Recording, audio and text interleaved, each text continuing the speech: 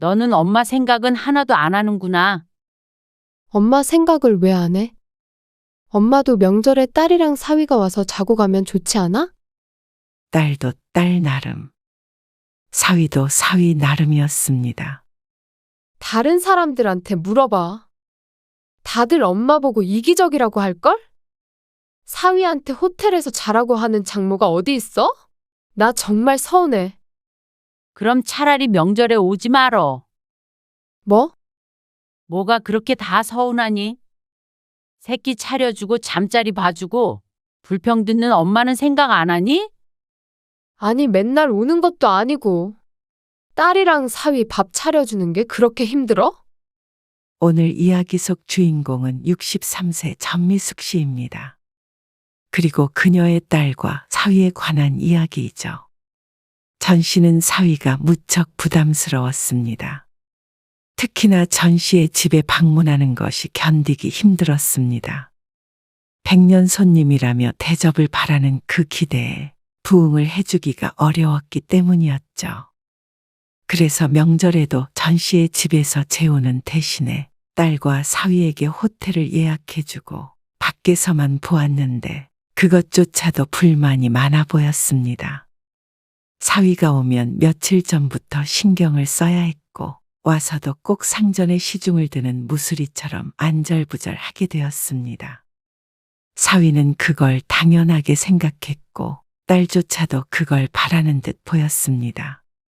전 씨는 그럴 거면 차라리 명절에 혼자 보내는 것이 훨씬 더 좋았습니다. 이제 명절은 전 씨에게 가장 무서운 날이 되었습니다. 그 옛날 시어머니보다 더 무서운 것이 사위라는 걸 깨달았죠. 전 씨는 딸이 하나 있었습니다. 외동딸이라 그런지 전 씨와 딸 신혜는 유독 사이가 좋았습니다. 그래서 자식이 하나라도 아들이 없어도 누구도 부럽지가 않았습니다. 남편이 떠나기 전에도 떠난 후에도 늘 전 씨의 곁엔 딸이 있었습니다. 무척이나 각별한 사이였죠. 엄마, 나 결혼하면 서운해서 어떡해? 엄마가 서운하다고 하면 결혼 안 하게? 그건 아니지만 주말에 가끔 와. 멀어서 쉽게 갈 수가 있을까? 명절도 있는데 뭘. 근데 엄마도 서운하긴 하지? 우리 딸 시집 가면 자주 못 볼까 봐. 전 씨는 아들이 아닌 딸이 있어서 다행이라고 생각했습니다. 결혼을 하더라도 며느리 눈치보다는 사위 눈치가 덜 보일 거라고 생각했습니다. 그리고 요즘 주변에서 하는 이야기만 들어보아도 아들보다는 딸 가진 부모가 좋다기에 전 씨도 그런 줄로만 알고 있었죠. 예물시계는 좋은 걸로 해. 김서방 가지고 싶다는 걸로. 비싸도 상관없어. 그래도 예물인데 비싸도 좋은 걸로 해야지. 역시 우리 엄마, 사위 사랑 최고. 전 씨는 딸이나 사위에게 주는 게 전혀 아깝지 않았습니다. 내 딸을 사랑하는 만큼 사위도 내 자식처럼 여겨졌습니다. 그런데 사위는 어쩐지 전 씨에게 대면대면하게 굴었습니다. 그리고 또 가끔은 거침없이 말을 가리지 않고 해서 전 씨를 당황스럽게 만들기도 했습니다. 그러다 보니 전 씨도 사위의 눈치를 보게 되었습니다. 거리가 있으니 자주 만날 수 있는 것도 아닌데 말이죠. 전 씨는 서로 불편한 상황이 생기지 않게 하고 싶어서 명절에도 바깥에서 보자고 했습니다. 이번 명절에도 밖에서 만날 거야? 그래. 식당에서 맛있는 거 먹고 차도 마시고 하자. 집에서는 안 먹어? 에이, 어차피 차례도 안 지내고. 엄마 요리도 잘 못하는데 뭘. 사위도 오는데 맛있는 거 먹는 게 좋지. 그리고 너희도 얼른 먹고 돌아가는 게 낫지 않아? 나는 괜찮은데. 왜? 김서방은 싫대? 그건 아니고. 암튼 알겠어. 딸이 결혼한 뒤 첫 명절에서 전 씨는 딸 부부와 식당에서 만나서 밥을 먹고 차도 마시고 헤어졌습니다. 요즘 사람들은 그걸 더 좋아한다는 말을 들어서 그렇게 했던 것이었는데 어쩐지 딸의 반응이 이상했습니다. 그리고 그 이유는 명절에 만나서 우연히 알게 되었습니다. 김서방. 이번에 내가 낼게. 에이, 아니에요. 제가 낼게요. 지난번에도 김서방이 냈잖아. 그래도 제가 낼게요. 아까 선물도 주셨잖아요. 식사를 하고 일어나는데 사위와 전 씨가 서로 계산을 하겠다며 말을 주거니 받거니 했습니다. 전 씨는 사위의 말대로 명절 선물로 이런저런 선물을 챙겨왔습니다. 그래도 사위에게 얻어먹기가 미안했는데 사위는 자신이 내겠다며 먼저 일어났죠. 차는 자신이 사야겠다고 생각하고 있는데 바깥에서 사위와 딸이 하는 대화를 우연히 듣게 되었습니다. 그 내용이 언뜻 들었을 때 식비가 많이 나왔다고 하는 것 같았습니다. 그래서 더는 다가가지 않고 대화에 귀를 기울이게 되었죠. 그리고 자꾸 외식하시는 것도 왜 그러시는 거야? 그냥 요리 잘 못하니까 엄마가. 아니, 요리가 잘하고 못하는 게 어디 있어? 보통은 장모님이 집에서 다 차려주잖아. 우리 형도 처갓집 가면 살쪄서 온다고 그러던데. 그래도 식당도 맛있잖아. 그래도 사위대접 못 받는 기분이야. 그냥 하는 말일 수도 있지만 무척 신경 쓰였습니다. 전 씨는 못 들은 척 인기척을 내며 식당을 나섰습니다. 그리고 차를 마시고 헤어진 뒤에 전 씨는 고민이 되었습니다. 다음부터는 아무래도 남들처럼 집에서 명절을 지내야 될 것 같았습니다. 사위가 그렇게 생각하고 있을 줄은 몰랐습니다. 오히려 좋아할 줄 알았죠. 그러다 며칠 뒤 친구를 만나게 되었습니다. 서운할 수도 있겠다. 정말? 언제는 요즘 사람들은 밖에서 보는 걸 좋아한다며. 에이, 그건 며느리들이나 그렇지. 집에서 만나면 이래야 하니까. 그러면 사위는 안 그래? 백년 손님이라는 말 못 들어봤어? 백년 손님을 식당에서 만나니 집에서 씨암탉은 못 잡아줄 망정. 서로 불편하고 힘들지 않을까? 그건 당연한 거 아니냐. 우리도 사위 오면 손 하나 까딱 안 하고 먹고 자고 하는데 그거 쫓아다니면서 챙기려면 알아누워. 근데 뭐 요즘엔 며느리들도 다 그래서 그냥 일단 집에 자식들 오면 무조건 힘들다고 보면 되는 시대야. 친구의 말을 들으니 더욱 심란했습니다. 그런데 사위 대접을 못 받는 기분이라는 그 말이 가슴에 콕 박혀서 어쩔 수가 없었습니다. 다음 명절이 되었을 때 딸에게서 전화가 오자 이번에는 집에서 만나자고 말했죠. 이번 명절에 집에서 만나자고. 그래. 매번 식당 가는 것도 그렇고 사위 오면 맛있는 것도 해주고 해야 한다더라. 누가? 엄마 친구가. 그래? 잘 됐네. 딸이 반가운 듯 대답했습니다. 근데 엄마 힘들지 않겠어? 사실 속으로는 딸만 왔으면 하는 생각도 들었습니다. 사위가 좀 불편하기도 했고 아무래도 사위가 온다고 하면 신경 써야 할 일이 한두 가지가 아니었기 때문이었죠. 하지만 처가에서 대접을 못 받는다고 생각하게 만들고 싶지 않았습니다. 그런데 막상 딸과 사위가 집으로 오자 친구가 한 말이 무슨 말인지 알 것 같았습니다. 오기 한참 전부터 준비하는데 시간이 많이 걸렸습니다. 음식 준비가 아니라 대부분 시간을 청소하는데 보내야 했죠. 혼자 지내기 때문에 틈틈이 청소하는 편이었고 육안으로 봤을 때 더러운 곳은 없었습니다. 하지만 구석구석 살펴보면 어느 집이든 흠을 잡을 수밖에 없었습니다. 사위가 식당에서 꼭 숟가락을 휴지로 한 번씩 닦는 걸 보면 상당히 깔끔한 걸 좋아하는 성격인 것 같은데 전 씨의 집에 와서 흉보지 않을까 걱정이 되었습니다. 그래서 명절 전 3일 내내 청소만 했다고 봐도 과언이 아니었습니다. 혹시나 문을 열어볼까봐 창고로 쓰던 방도 대청소를 했습니다. 비어있는 작은 방도 딸과 사위가 잠을 자야 했기에 제일 꼼꼼하게 걸레질을 했죠. 그렇게 며칠 청소를 하니 명절이 시작되기도 전에 병이 날 것 같았습니다. 새로 세탁한 이부자리까지 깔고 소파에 푹 퍼졌습니다. 아이고, 장도 보고 와야겠다. 그런데 누워만 있을 수는 없었습니다. 점심 후에 딸이 도착한다고 하더라도 저녁밥과 다음날 아침밥까지 해주려면 준비해야 할 것이 한두 가지가 아니었습니다. 만반의 준비를 하고 명절 당일이 되었을 때 점심쯤 되자 딸에게 전화를 걸었습니다. 언제쯤 올 거야? 우리 이미 출발했어. 벌써? 시부모님이랑 아주버님네랑 어디 가신다고 해서 좀 일찍 출발했지. 미리 말을 해주지. 그럼 언제쯤 도착하는데? 그러자 30분이 채 남지 않은 상태였습니다. 우리 점심 안 먹었거든. 준비 좀 해줘?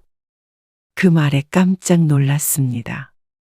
전 씨는 늦은 아침을 먹은 상태였고 딸이 이렇게 일찍 올지 몰라서 저녁 준비만 생각해둔 상태였습니다.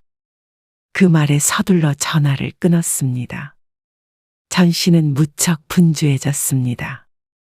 점심에 뭘 차려줘야 할지 고민이 되었죠. 그리고 그때부터 전 씨는 한시도 쉴 수가 없었습니다. 곧 딸내가 도착하고 나서부터는 정신이 하나도 없었습니다. 김서방, 왜 더 안 먹어? 아, 다 먹었어요. 원래 입이 짧어. 사위는 전 씨가 종일 차려둔 음식을 깨작깨작 먹었는데 전 씨의 음식 솜씨 때문인가 싶어서 무척 신경이 쓰였습니다. 저 먼저 일어날게요. 식탁 의자가 드르륵 소리를 냈습니다. 사위는 자리에서 일어나서 방으로 들어가 버렸습니다. 전 씨가 무슨 일인가 하고 깜짝 놀랐습니다. 다 먹었다고는 하지만 도중에 일어나 가버리니 말이죠. 전 씨의 표정이 이상했는지 딸이 대신 변명했습니다. 원래 밥 먹고 들어눕는 타입이야. 그런 타입이든 아니든 처가에서 이런 식의 행동이 좀 황당하긴 했습니다. 잘 먹었다는 말도 없이 먼저 가버리니 말이죠. 그리고 사위는 아무것도 하지 않았습니다. 정말 말 그대로 아무것도 하지 않았죠. 설거지나 뒷정리는커녕 손 하나 까딱 하지 않았습니다. 하겠다고 해도 시키진 않았겠지만 그래도 물어보는 신용조차 없었습니다.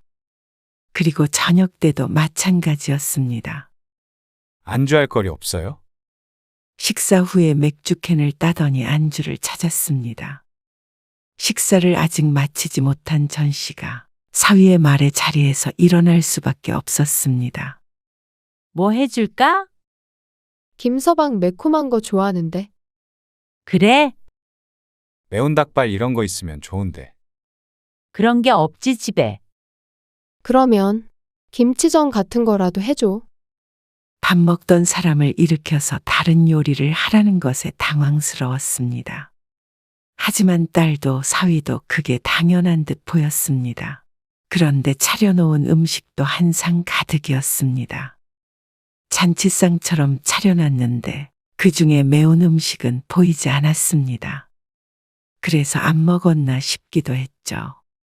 사위는 한 음식을 길게 먹는 법이 없고 자꾸만 이것 줘라 저것 줘라 요구했습니다. 그리고 그 옆에서 딸은 당연한 듯 앉아 있었습니다. 사위를 챙기는 장모의 모습을 구경하듯 뿌듯해 보이기까지 했습니다. 사위의 불평을 들었던 딸이 이제서야 안심한 것 같기도 했고 말이죠. 엄마, 다른 이불 없어? 잠자리 봐주는 것도 일이었습니다. 미리 깔아놓은 이불이 있는데 다른 이불을 찾는 딸. 왜? 문제 있어? 아니, 김서방이 무슨 벌레인지 날파리 같은 것들이 있는 것 같대. 이불에. 뭐? 그거 새로 빤 거야? 그러게. 내 눈엔 안 보이긴 하는데 좀 찝찝하다네. 참 유별난 사위라고 생각했습니다. 죽은 남편도 이렇게 전시를 부려먹지는 않았습니다. 아니, 시어머니조차도 이런 식으로 시집살이를 시킨 적이 없었습니다. 늦은 나이에 팔자에도 없는 사위살이를 하나 싶었습니다. 기가 막혀하는 전시의 얼굴을 보고 딸이 오히려 민망한 표정으로 웃었습니다. 하루 종일 누워서 부려먹는 사위 때문에 전시가 고생하는 걸 알긴 아는 모양이었습니다. 딸도 옆에서 거들려고는 하지만 그래도 전시만큼 힘들 수는 없었습니다. 그리고 다음 날 사위가 좋아한다는 반찬의 아침까지 해먹이고 나니 영혼이 빠져나가는 듯한 기분이었습니다. 언제쯤 사위가 엉덩이를 떼고 일어날까 살피며 계속 눈치를 보게 되었습니다. 그리고 사위와 딸이 떠나자 전시는 만세라도 부르고 싶은 심정이었습니다. 뒷정리는 뒤로 미루고 두어 시간은 누워만 있을 정도였습니다. 명절 2번만 지냈다가는 골병이 들 것 같았습니다. 그런데 막상 사위와 무슨 대화를 나누었나 생각해보면 딱히 떠오르는 기억도 없었습니다. 사위는 다 같이 얘기를 하기보다는 전시가 해주는 밥을 먹고 쉬러 온 사람 같았죠. 하지만 다음 날 딸과 통화를 할 때는 기분이 상할 수밖에 없었습니다. 편히 있다가 갔대? 전시의 질문에 딸이 대답했습니다. 잠자리가 좀 불편했대. 다음엔 좀 더 신경 써줘. 왜 잠자리가 불편해? 아, 김서방이 워낙 깔끔한 성격이잖아. 벌레 나올까봐 밤새 뒤척인 모양이야. 아, 그리고 음식도 좀 입맛에 안 맞았나 보더라고. 이불을 바꿔주고 자세히 봤는데도 날파리인지 뭔지는 하나도 보이지 않았습니다. 햇빛에 하루 넘게 말려놨던 이불에 그런 벌레가 있을 리도 없었습니다. 그래도 찝찝하다기에 다른 이불도 꺼내주었고 이건 얇아서 싫다, 저건 두꺼워서 싫다고 하는 바람에 사위가 가고 나서는 꺼냈던 이불들을 다시 전부 빨아야 했습니다. 내내 고생해서 수발들은 전시의 입장에서는 딸의 말이 듣기 좋은 소리는 아니었습니다. 그리고 그걸 전하는 딸에게도 섭섭했죠. 원래 남인 사위를 대하는 건 전시도 어려웠습니다. 그래서 다음 명절이 되었을 때는 전시도 딸의 어떤 제안을 하게 되었습니다. 이번 명절에는 잠은 여기서 자지 마. 뭐? 그러면 어디서 자? 밥 먹고 바로 가도 되지. 전에는 그렇게 했잖아. 그래도 맥주도 마시고 하려면 다시 가는 건 좀 그렇지. 그리고 피곤하잖아. 하루에 운전을 몇 시간을 해. 그러면 차라리 호텔을 예약해 줄게. 호텔? 딸이 말을 들이며 놀라서 물었습니다. 그래. 이 근처 호텔에서 묵으면 잠자리 걱정 안 해도 되잖아. 아, 그건 그런데. 딸이 얼떨떨한 듯 했습니다. 왜 굳이 그러냐고는 하는데 일단 알았다고는 대답했습니다. 너희가 알아서 하라고 하는 것도 아니고 전시가 호텔을 예약해 주겠다는데 거절할 이유도 없었죠. 그리고 명절 당일에 찾아온 딸과 사위에게 점심과 저녁을 차려주고 보냈습니다. 그런데 저희는 여기서 자도 돼요. 아니야. 나가서 편히 자. 사위는 고개를 갸웃거리면서 집을 떠났습니다. 그러니 일이 반으로 줄어든 것 같았습니다. 이 정도면 고생 좀 하더라도 반길 수가 있었습니다. 어쨌거나 자주 찾아오는 것은 아니었으니 말이죠. 그런데 딸과 사위는 조금 의견이 다른 듯 했습니다. 엄마? 다음엔 호텔에서 안 잘래? 왜? 별로였어? 좋은 데라고 했는데. 그게 문제가 아니라 꼭 쫓겨난 것 같은 느낌이잖아. 쫓겨나다니. 누가 큰돈 들여서 호텔로 쫓아내? 그러면 나도 좀 쫓아내줘라. 아니, 농담이 아니고. 나 솔직히 이해가 안 가. 딸의 말에 전 씨도 웃음을 거뒀습니다. 나도 그렇고 김서방도 그렇고 호텔에서 자는데 기분이 진짜 안 좋더라고. 집에서 대접도 못 받는 것 같아서. 김서방이 그래. 당연히 그런 말 하지. 잠자리 불편하다고 그래서 그런 거 아니야? 더 잘 챙길 자신이 없어서 편하게 호텔에서 자라고 그런 건데. 그게 뭐가 기분이 나빠? 아니, 사위 사랑은 장모 아니야? 남들은 좀 힘들어도 다들 사위 비위 맞춰주고 하나하나 다 챙겨줘. 딸의 말에 기가 막혔습니다. 사위가 그래서 무척 서운해했다고 하는데 그 말이 어이가 없는 이유는 많았습니다. 일단 전 씨의 집에서 자는 걸 가장 불편해하는 사람은 사위였습니다. 그리고 와서 대화도 제대로 안 하고 툭하면 방에 들어가 버리는 것도 사위였습니다. 그런데 무슨 대접을 더 못 받아서 그걸 서운하다고 하는지 모를 일이었습니다. 그럴 거면 왜 집에서 봐야 한다고 그렇게 불만을 토로했는지 모를 일이었습니다. 사위 비위를 맞춰줘야 한다고? 그러면 사위는 장모를 부려먹고 너는 엄마 생각은 하나도 안 하는구나. 전 씨의 솔직한 생각이었습니다. 딸이 따지는 모습을 보니 오로지 자신의 남편 생각뿐인 듯 했죠. 내가 엄마 생각을 왜 안 해? 그리고 부려먹는 정도는 아니지. 사위도 내 자식이다 생각하고 그 정도도 못 해줘? 엄마도 명절에 딸이랑 사위가 와서 자고 가면 좋지 않아? 딸도 딸 나름, 사위도 사위 나름이었습니다. 다른 사람들한테 물어봐. 다들 엄마 보고 이기적이라고 할걸? 이기적이라는 딸의 말에 기가 찼습니다. 호텔에서 자라고 하는 장모가 어디 있어? 그럼 차라리 명절에 오지 말어. 뭐? 뭐가 그렇게 다 서운하니? 새끼 차려주고 잠자리 봐주고 불평 듣는 엄마는 생각 안 하니? 아니 맨날 오는 것도 아니고 밥 좀 차려주는 게 그렇게 힘들어?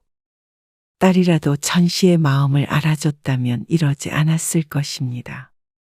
사위는 그렇다 쳐도 전 씨의 딸마저 전 씨의 노고를 별것 아닌 것 취급하니 더 이상은 의미 없는 짓을 하고 싶지 않았죠. 그럼 나보고 친정도 가지 말라는 거야? 꼭 오고 싶다면 그전처럼 밖에서 보자. 그 전이 훨씬 좋았습니다. 깔끔하게 밖에서 밥 먹고 차 마시고 헤어지면 고생하는 사람도 없었습니다. 딸은 그런 전 씨에게 냉정하다며 토라졌습니다. 그 뒤로도 통화를 할 때마다 투덜댔는데 그래도 명절에 시집에만 있기는 싫었는지 밖에서 보더라도 오겠다며 찾아왔습니다. 호텔 예약했어? 아니, 호텔에서 자기 싫다며? 그럼 진짜 오늘 다시 올라가라고. 그래. 예전처럼 그렇게 헤어지자. 딸도 사위도 떨떠름한 표정을 지었습니다. 식당은 예약해뒀어. 엄마가? 그래. 좋은 곳으로 해놨으니까 많이들 먹어. 괜히 이런저런 말 나오는 걸 원치 않았습니다. 식사하는 동안 딸이 대부분 이야기하고 전 씨나 사위는 별로 말을 하지 않았습니다. 원래도 그랬지만 어쩐지 더한 것처럼 느껴졌습니다. 그러다 보니 식사 자리도 오래 이어지지 않았죠. 다 먹었니? 응. 식사 끝났으면 일어나자. 네. 제가 낼게요.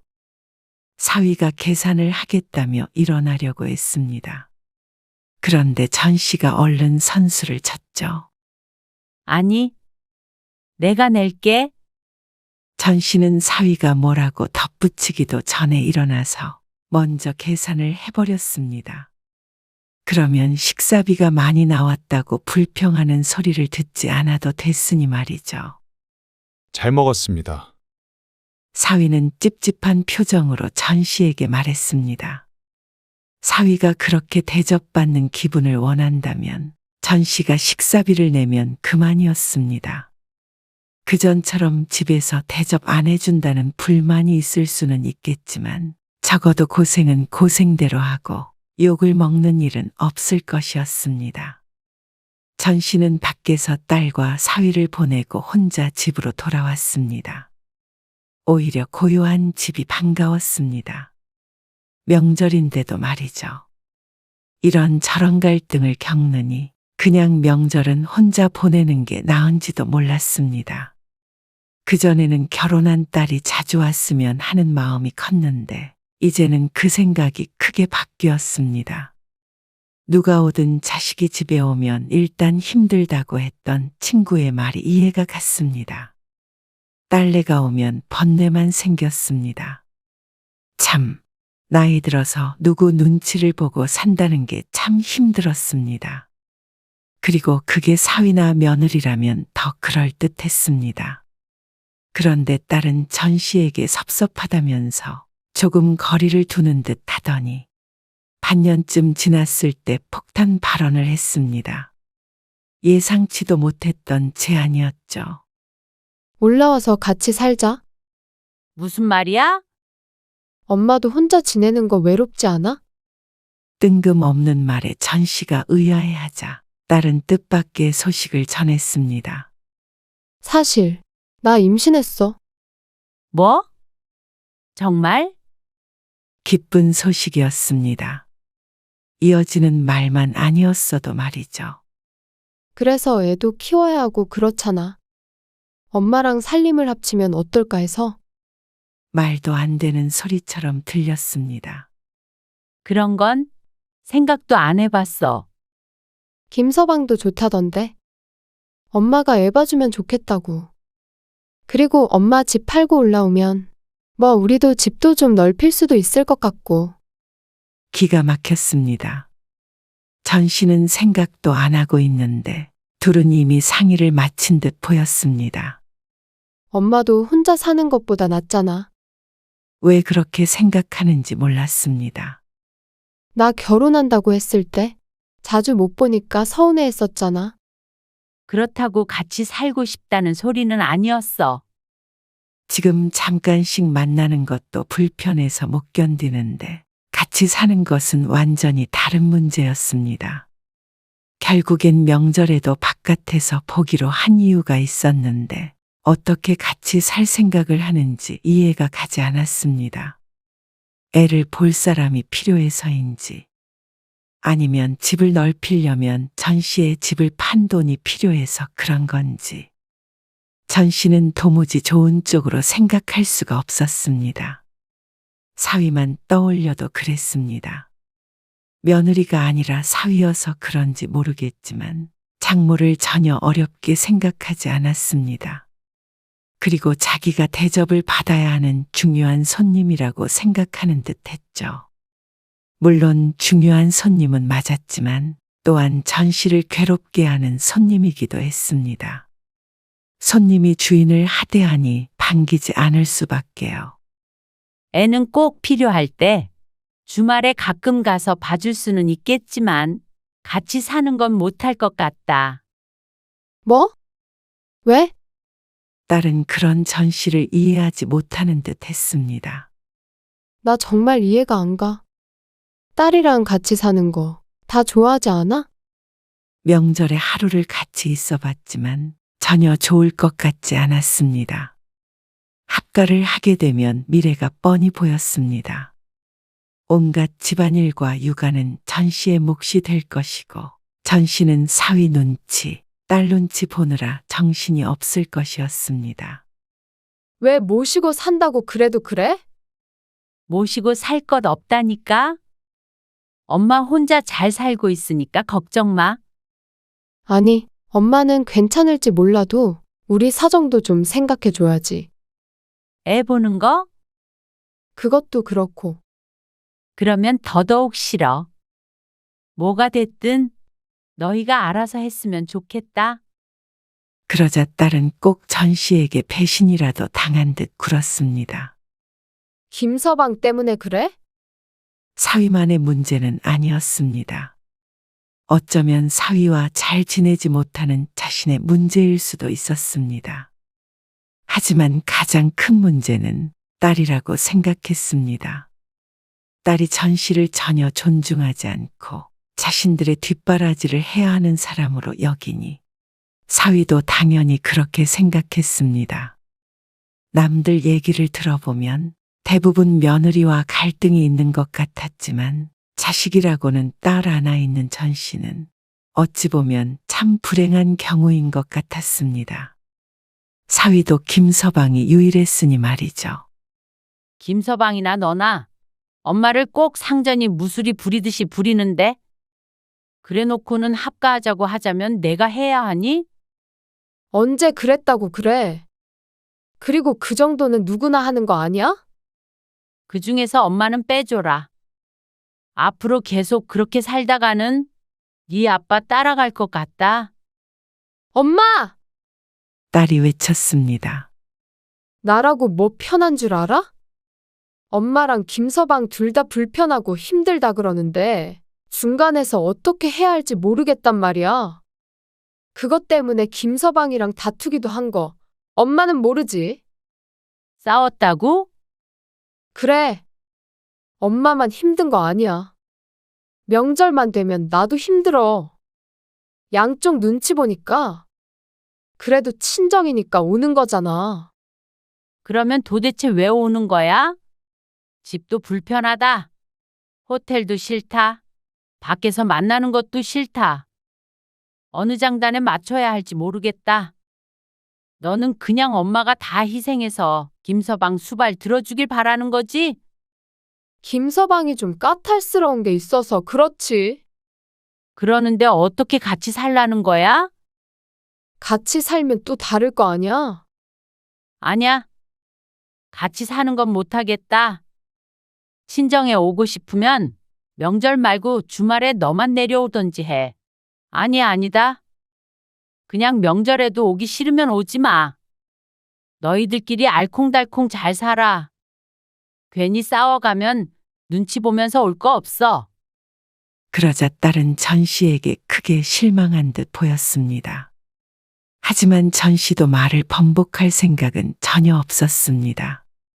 딸은 자신을 매정하다고 했지만 생각만 해도 등줄기가 서늘했습니다.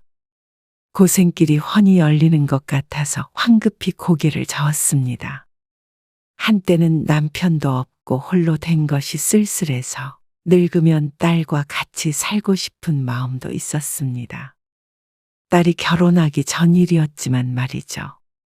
딸이 결혼할 때도 무언가 허무하기도 하고 왠지 모를 섭섭함을 느꼈는데 그게 다 오래전 일인 듯 했습니다. 어쩌면 그나마 멀리 살고 있는 지금이 다행인 것 같았습니다. 가까이 살았다면 이런 갈등이 빈번했을 수도 있으니 말이죠. 딸이 결혼하고 시간이 지나니 깨달았습니다. 내 품을 떠난 자식은 이미 내 자식이 아니란 사실을 말이죠. 자식도 부모보다는 배우자가 우선이었습니다. 그게 당연한 것이었지만 편한 자식을 보는 부모의 마음도 아팠습니다. 그러니 굳이 더 가까이 지내며 그런 감정을 더 진하게 느낄 필요는 전혀 없었습니다. 옛날에 딸이 결혼하면 출가했다고 표현했는데 전 씨도 그렇게 생각하기로 했습니다. 딸의 말에 행동에 하나하나 의미 두고 상처받는 것은 이제 그만하기로 했습니다. 딸이 명절에 안 와도 그만이었습니다. 그게 오히려 마음이 편하다는 걸 이제 깨달았습니다. 그리고 부모를 소중하게 생각하지 않는 자식을 굳이 사위와 갈등을 빚어가며 만날 이유도 없는 것 같았습니다. 전 씨도 이번 일들로 딸에게 많이 실망을 했기 때문이었습니다. 그리고 오히려 안 보고 살다 보면 딸도 다시 부모가 애틋해지는 날이 오지 않을까 생각했습니다. 그렇게 생각하니 마음이 편해졌습니다. 그렇게 전 씨는 당분간은 조용한 명절을 보내기로 했습니다.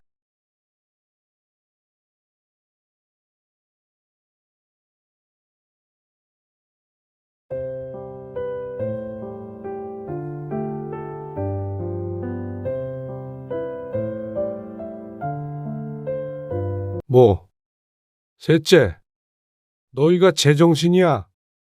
애 둘도 못 키우는 애들이 무슨 셋째야? 엄마 아빠가 도와주시면 되죠. 그걸 말이라고 해? 너희 엄마 허리 아파서 고생하는 거 모르냐? 허리요. 그래, 알턱이 있나? 너희 놀러 다니느라 바빠서 애들이 어떻게 크는지 부모가 얼마나 힘든지는 안중에도 없잖아. 그게 아니잖아요. 둘 다 회사 다니려면 어쩔 수 없었죠. 저희도 힘들었어요. 그렇게 힘들었다는 애들이 무슨 셋째야? 있는 애들이나 잘 키워. 이제 주말이고 뭐고 전혀 안 봐줄 테니까. 오늘도 봐준다는 건 취소다. 나는 이만 올라가마. 네? 아버님 손주잖아요. 언제는 손주 보고 싶다고 그러셨잖아요. 내가 손주 필요해서 낳아주기라도 한 것처럼 말한다. 뭐, 육아가 쉽다고? 그래서 또 낳아서는 우리 집에 던져놓고 너희는 할 일 다 하고 다니려고? 애들이 무슨 장난감이야? 오늘 이야기 속 주인공은 65세 김용진 씨입니다. 그리고 그의 아들과 며느리에 관한 이야기입니다. 처음엔 맞벌이하는 자식들을 위해 은퇴한 김 씨 부부가 육아를 도왔습니다. 하지만 아들 내외는 단맛을 맛보았는지 그 끝을 몰랐습니다. 김 씨 부부가 방문했을 때 안방 화장실을 썼다고 불쾌해하던 며느리는 아이들을 맡길 때는 그렇게 착한 며느리가 또 없었습니다. 벌써 쌍둥이 손주 둘을 돌봐주느라 늙은 부모 허리가 휘는 것도 모르고 육아가 쉬웠다는 말을 하는 아들 며느리가 기가 찼습니다. 니들 자식은 니들이 키우라고 했으면 됐을 텐데 부모가 뭐고 자식이 뭐라고. 그러면서 애들을 쉽게 키웠으니 하나 더 낳고 싶다는 어처구니 없는 아들네. 어쩌면 같은 아파트에 사는 것부터가 불행의 시작인지도 몰랐습니다. 애초에 가까이 있지 않으면 부탁할 일도 없었을 테니 말이죠. 김 씨 부부에게는 딸 하나, 아들 하나가 있었습니다. 딸이 먼저 결혼을 했는데 김 씨네 집에서 차 타고 20분이 채 안 걸리는 꽤나 가까운 곳에 살았습니다. 아이는 하나를 낳았고 아이가 생긴 뒤에도 여전히 맞벌이를 했습니다. 너 애 키우면서 일까지 하는 거 안 힘들어? 안 힘들겠어? 엄청 힘들지? 그러게, 요즘엔 옛날이랑 달라서 일하면서 애도 키워야 되니까. 회사 늦게 끝나면 난감하긴 한데 어린이집에서 좀 더 봐주니까. 야근이라도 하면 어떡해? 박서방도 있잖아. 첫 손주는 두 돌이 다 돼가는데 한 번도 김 씨 부부에게 맡긴 적이 없었습니다. 가까이에 살았는데도 말이죠. 너희 시간 정 안 될 때는 연락해. 엄마 아빠가 집에 있을 땐 봐주면 되잖아. 그렇긴 한데 버릇 될 것 같아서 그래. 아직 괜찮아요, 장모님. 힘드니까 하나밖에 안 낳았잖아요. 그러면서 사위와 딸은 웃었습니다. 가끔 이렇게 주말에 애를 데리고 놀러 오는데 오면 늘 반갑고 예뻤습니다. 딸과 사위는 기특했고 말이죠. 그런데 문제는 아들이 결혼하면서부터였습니다. 같은 동에 집이 나왔더라고요. 뭐, 이 아파트 말이야. 네. 15층에 있더라고요. 결혼 준비를 하면서 아들이 찾아왔는데 아들의 말을 듣고 놀랐습니다. 김 씨 부부가 사는 아파트, 그것도 같은 동, 다른 층에 살겠다는 아들 며느리였습니다. 왜 굳이 여기로 오려고 그래? 직장이랑 멀진 않았지만 그렇다고 아주 가까운 곳도 아니었으니 의아했습니다. 아내의 질문에 아들이 별스럽지 않게 대답했습니다. 가까이 살면 좋죠. 애도 생기면 도움도 받고 그래야 하니까요. 그런데 너희가 불편하지 않겠어? 며느리를 보며 물었지만 며느리는 어깨를 으쓱했습니다. 아니요. 괜찮아요. 표정을 보니 이미 아들과 결정을 한 것 같았습니다. 같은 아파트에 사는 게 잘못된 일도 아니니 반대하고 말고 할 문제도 아니었습니다. 그래, 너희 마음대로 해. 김 씨도 아내도 그땐 아들의 말처럼 가까이 살면 좋긴 하겠다 생각했습니다. 딸도 아들도 가까이에 있으면 보고 싶을 때 볼 수 있을 테니 말이죠. 그렇게 아들은 결혼을 하게 되었고, 결혼 전에 김 씨네 집 5층 위에 신혼집을 마련하게 되었습니다. 인테리어도 새로 하고 했으니까 그래도 한번 오셔야죠. 집들이? 네. 한번 올라오세요. 주말에. 같은 아파트에 사는데 집들이라는 것이 이상했지만 김 씨 부부도 아들네 집이 궁금하긴 했습니다. 그래도 아들이 결혼하고 나서 처음 아들네에 방문하는 것이기에 설레기도 했습니다. 그래서 선물을 챙겨서 약속된 주말에 아들네 집에 갔습니다. 엘리베이터를 타고 말이죠. 엄마 아빠 집이랑은 좀 다르죠. 인테리어 비용이 많이 들어다고 하더니 새집같이 잘 꾸며놔서 역시 신혼집인가 싶었습니다. 구경 좀 해도 돼? 아, 방은 열어보지 마시고요. 아, 그래? 알겠어. 거실과 부엌만 구경하라는 며느리의 말에 아내가 멋쩍은 미소를 지었습니다. 아내는 고개만 두리번 거리면서 주변을 훑더니 그냥 거실에 앉았습니다. 여기 앉아 계세요. 식사 준비할게요. 김 씨도 여기저기 구경하고 싶긴 했지만 어쩐지 며느리의 눈치가 보여서 자리에 앉아 있었습니다. 화장실 저기지? 아내가 슬그머니 자리에서 일어나 묻자 아들이 거실 옆 문을 가리켰습니다. 잠겨 있는데. 아내가 문고리를 달칵달칵 흔들어 보더니 돌아보았습니다. 그러자 화장실 안에서 며느리의 목소리가 들렸죠. 잠시만 기다리세요. 안에 미주 있나 본데요. 그런데 5분이 지나도 몇 며느리가 나오는 기미가 보이지 않았습니다. 그러자 아들이 먼저 아내에게 말했습니다. 그냥 안방 화장실 쓰세요. 안방을? 아까 열어보지 말라던데. 화장실은 가야죠. 아들이 대수롭지 않게 말하자 아내도 아들이 가리키는 방문을 열었습니다. 그리고 안쪽 욕실로 들어갔죠. 그런데 아내가 들어가고 얼마 안 돼서 거실 화장실 문이 달칵 열렸습니다. 어머님은? 화장실 쓰시려던 거 아니야? 며느리가 아들을 향해 물었습니다. 안방 화장실 들어가셨어. 뭐? 안방을? 며느리의 인상이 왈칵 구겨졌습니다. 급하신 것 같아서. 아니, 아무리 그래도 안방 화장실을 쓰시라고 하면 어떡해. 우리 프라이버시가 있는데. 김 씨가 앞에 있는데도 거침없는 며느리의 말. 아니, 화장실인데 어때? 아들도 당황스러워 보였습니다. 그래도 기다렸다가 거실 화장실을 가셔야지. 어떻게 부부방을 들어가셔. 기분이 무척 좋지 않아 보이는 며느리 때문에 김 씨 또한 안절부절하게 되었습니다. 김 씨가 말릴 걸 그랬습니다. 방문을 못 열어보게 하는데 안방 화장실을 이용한 게 좋을 리가 없었다고 생각을 했었어야 했죠. 분위기가 가라앉아 있는 와중에 아내가 방에서 나왔습니다. 그러자 며느리가 뒤를 돌아 부엌으로 들어가 버렸습니다. 아내가 이상한 분위기를 감지하고 김 씨에게 눈짓으로 물었지만 김 씨는 고개를 가로저었습니다. 그때부터는 김 씨도 아내도 그리고 아들조차도 며느리의 눈치를 보게 되었습니다. 숨도 제대로 못 쉬고 밥이 입으로 들어가는지 코로 들어가는지 알 수 없었습니다. 그쯤 되니 김 씨도 속도 더부룩하고 마음이 좋지 않았습니다. 이럴 거면 집들이는 괜히 왔다 싶었습니다.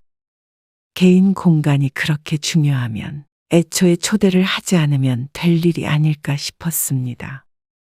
며느리 성격이 만만치 않은 건 결혼 전에도 조금씩 느꼈지만 이렇게 사람을 어렵게 할 거라고는 예상치 못했습니다. 그래도 김 씨 부부가 시부모인데 말이죠. 그 뒤로는 과일도 먹지 않고 집으로 돌아오게 됐습니다. 내가 괜히 안방에 들어가가지고. 아, 당신이 뭐 그 방에서 잠을 잤어? 아니면 뭘 훔쳐가기라도 했어? 화장실 쓰라길래 쓴 것뿐인데 뭘 당신 잘못이야? 그날 이후로 김 씨 부부는 아들 며느리와 거리를 조금 두게 되었습니다. 안 보고 지내는 것은 아니었지만 아들네 집에는 절대 올라가지 않았고 볼 일이 있으면 김 씨의 집이나 밖에서 봤습니다. 그리고 먼저 연락하지 않았습니다. 며느리가 불편하다니 김 씨 부부 또한 편할 수 없었죠. 며느리도 아들도 그 정도 거리가 딱 좋은 듯 했습니다. 그러니 오히려 탈 없이 지내게 되었습니다. 그런데 그런 며느리는 아이를 낳고는 180도 달라졌습니다. 쌍둥이를 낳았으니 여태 하던 것 할 수가 없었죠. 밥 좀 주세요. 왜 집에서 안 먹고? 아, 모르겠어요. 또 싸웠니? 아니, 애를 혼자 보는 것도 아닌데. 아, 그렇다고 집을 나와? 집 나온 게 아니고요. 지금 다 자요. 아이를 낳고서 몇 달간은 며느리가 육아휴직을 하고 집에서 애들을 봤습니다. 그런데 둘이 고군분투하며 키우더니 부부싸움이 잦아진 듯 했습니다. 왜 또 그래? 나도 일하고 오면 힘든데. 자꾸 애만 보라고 그러니까 그렇죠. 너도 당연히 같이 봐야지. 종일 애랑 얼마나 힘들겠어. 아들은 투덜대며 아내가 차려주는 밥을 먹었습니다. 자꾸만 이러다가는 다음엔 정말 짐 싸들고 내려올지도 모른다고 생각했습니다. 주말에 엄마 아빠가 봐줄 테니까. 둘이 어디라도 가서 바람 좀 쐬고 와. 다음날 아침에 데리고 가면 되지. 정말요? 며느리가 맡길까 싶었지만 아들에게는 그렇게 말해두었습니다.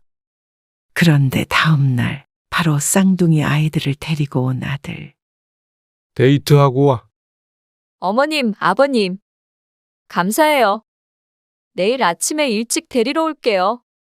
아들은 며느리와 함께였습니다.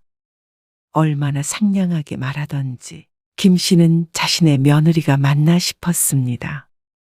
한번 애들 데리고 내려오라고 해도 싫다고 그러고 보러 가는 것도 좋아하지 않더니 육아가 힘들긴 한 모양이었습니다.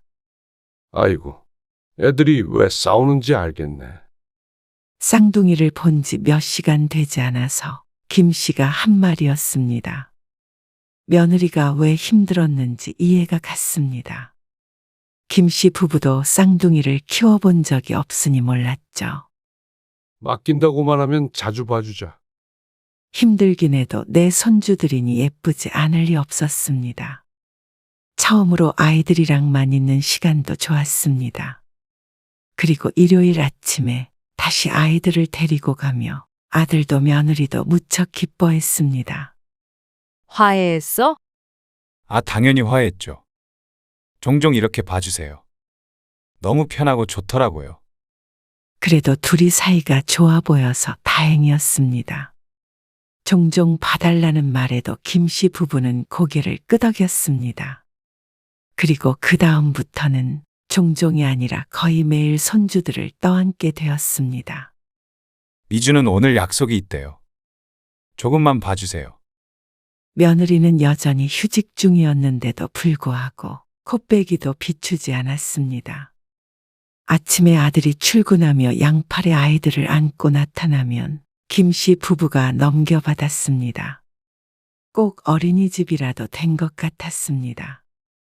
애 키우는 게 힘든 줄 알고 김 씨 부부도 시간적 여유가 있으니 별말은 안 했지만 그 횟수가 늘어가며 무언가 잘못되고 있다는 생각이 들기 시작했습니다. 반면에 아들과 며느리는 살판났죠. 어느 날 지친 김 씨가 아들에게 살짝 언급을 해보았습니다. 너희 엄마도 허리 아파서 힘들어해. 어지간하면 애들 엄마가 봐야지. 그러자 아들이 태연하게 대꾸했습니다. 이제 어린이집 보낼 거예요. 듣던 중 반가운 소리였습니다. 미주도 복직해야죠. 벌써 지난 몇 달간 떠맡은 긴 육아가 드디어 끝이 날 것 같아서 김 씨 부부가 오히려 더 기뻐했습니다. 어린이집에 가게 되면 낮 동안 애들을 볼 일은 없을 테니 말이죠. 대신에 저희 퇴근 전에만 잠깐 데리고 있어 주세요. 한두 시간 정도만요. 어린이집이 일찍 끝나니까요. 그건 어려운 일이 아니었습니다. 그런데 그런 단순한 문제가 아니었습니다. 왜 혼자 와? 아, 미주는 친구들 만나고 들어온대요. 아, 그래? 밥 먹고 갈 거야? 네. 주세요. 아들과 며느리는 어느새부턴가 애들을 데리러 와서는 저녁밥까지 김 씨의 집에서 먹고 갔습니다. 요리하고 치우기 피곤하다며 며느리도 대찬성을 했습니다. 아무래도 맞벌이를 하다 보니 이해가 갔습니다. 그런데 아들이 밥을 먹고서 일어나기 전에 김 씨에게 말했습니다. 근데 요새 애들이 자다가 밤에 자꾸 울더라고요. 그래? 아직도? 네. 그래서 피곤해 죽겠어요. 둘 다 출근해야 되는데. 아이고, 어쩌냐. 그래서 애들 잠을 여기서 재우면 안 돼요? 아들의 말에 김 씨도 아내도 눈을 동그랗게 떴습니다. 아들은 그렇게 말하고서는 오늘 밤에 애들을 두고 가겠다고 했습니다. 아니, 그러면 어린이집은? 제가 출근하면서 데려다가 맡길게요. 그렇게 되면 평일엔 내내 김 씨의 집에 있는 것이나 마찬가지였습니다. 그러면 너희들은 주말에만 보겠다고? 애들 조금 클 때까지만은 그렇게 해야 될 것 같아요. 일하는데 지장이 있어서요. 김 씨와 아내는 서로 눈을 맞췄습니다. 어린이집에 보내기 때문에 저녁 시간에 잠깐 보고 잠을 재우는 것뿐이지만 둘을 그렇게 보는 것도 쉬운 일이 아니었기 때문이었습니다. 그것도 매일을 말이죠. 그런데 출근에 지장이 있다는 말에 어쩔 수 없이 고개를 끄덕이게 됐습니다. 그러면 애들 놓고 가고요. 이따가 미주 오면 짐 챙겨서 가져다 드릴게요. 그렇게 졸지의 손주들을 김 씨의 집에서 키우게 되었습니다. 그리고 그 다음부터의 일상은 여느 가족과는 다르게 조금 독특했습니다. 저희 왔어요. 왔니? 아들 며느리는 퇴근하고 김 씨의 집으로 먼저 왔습니다. 그리고 저녁밥을 먹었죠. 애들 잘 있었어요? 그래. 둘 다 잔다. 오늘은 조금 늦게 퇴근하는 바람에 쌍둥이는 이미 잠자리에 든 상태였습니다. 그럼 저희는 올라가 볼게요. 아들과 며느리는 아이들이 자니 밥만 먹고 자리에서 일어났습니다. 그리고는 자연스럽게 집으로 올라가 버렸죠. 이런 가족이 있나 싶었습니다. 아들 며느리와 같이 사는 것도 아니고 따로 사는 것도 아닌 것 같은 기분이었습니다. 그리고 금요일 저녁에는 데리고 가야 했지만 대부분 금요일은 아들도 며느리도 약속이 있다고 토요일 오전에 데리러 왔습니다. 머리는 까치집을 하고 아주 늦은 시간에 말이죠. 그러다 보니 김 씨 부부가 완전히 쉴 수 있는 날은 일요일 하루뿐이었습니다. 아직 전화 없어? 전화를 받지도 않네. 토요일 점심시간이 다 되었는데도 아이들을 데리러 올 기미가 보이지 않았습니다. 어제 무슨 모임 다녀왔다던데? 아이고, 애들 기다리는 것 봐. 종일 기다리는 아이들이 불쌍하지도 않느지. 김 씨는 아들 내외가 참 원망스러웠습니다. 어쩔 수 없이 맡겼다고 하더라도 아이들이 보고 싶다면 만사제 쳐두고 주말엔 와야 하는 게 맞는데 말이죠. 놀이터라도 다녀와야겠다. 김 씨의 집이라고 놀 것이 많은 것도 아니었습니다. 그리고 김 씨도 집안에서 놀아주기에도 체력이 달렸습니다. 당신은 집에서 밥 차리고 있어. 김 씨가 쌍둥이들을 데리고 놀이터로 나갔습니다. 그러자 더욱 심란해졌습니다. 주말 점심시간 놀이터엔 아이들이 많았는데 대부분이 부모들과 나와서 함께 놀고 있었습니다. 벤치에 앉아있는 사람들 중에서 김 씨가 가장 나이가 많을 것 같았습니다.